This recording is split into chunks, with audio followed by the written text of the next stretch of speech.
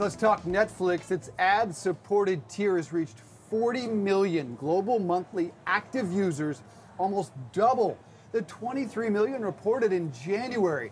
The company plans to launch its own advertising platform, ending its partnership with Microsoft. Netflix will test the platform in Canada this year and aims to launch in the U.S. by the end of Q2 2025.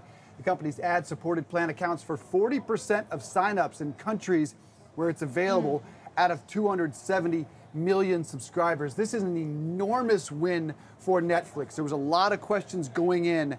How would people tolerate commercials? Because we had moved away from them, but now we're going back to bundles and back to commercials. Back to commercials, you're right. But I think that this is a wise move for Netflix, the ad tier, because when it stopped the password sharing, I think a lot of people opted out, and whatever that $16 a month price was too expensive. The ad tier, I think, is about half of that.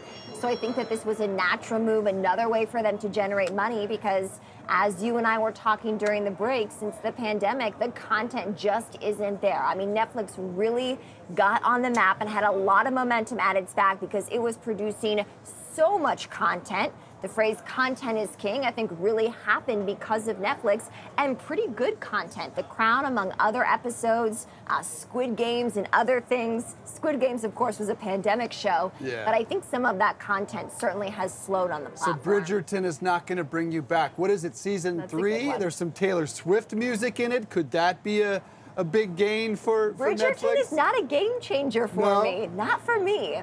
But I loved The Crown. I think it's out today. The Crown. Yeah. Well, the question I have about the ad tier is, we talked earlier in the show about 2 NFL games coming to Netflix, 2 huge games.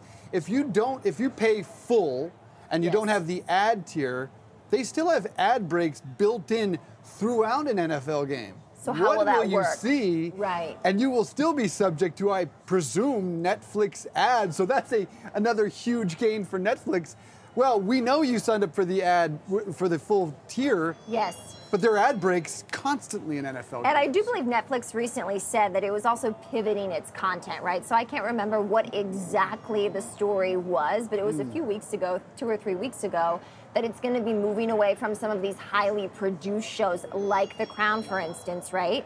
And more focused, obviously, on sporting events with the NFL deal that we've been covering and other things of that nature. I think gaming increasingly important to Netflix as well. So the content that you would find there is evolving as well. If you had to keep one streaming platform, what is it? Well, I consider Amazon Prime Video a utility, right? I do too. I really actually like Apple TV. I love Apple TV because the greatest show on all of television Ted Lasso is on there. Ted Lasso is number 2. Is number 2. I say number 1. We'll tease that later in the program. What's the But other Amazon show? Prime, to me, I'd have to keep because Thursday Night Football. You're right, it's a utility, but I need my Thursday Night Football. I see. My family watches a lot of Hulu.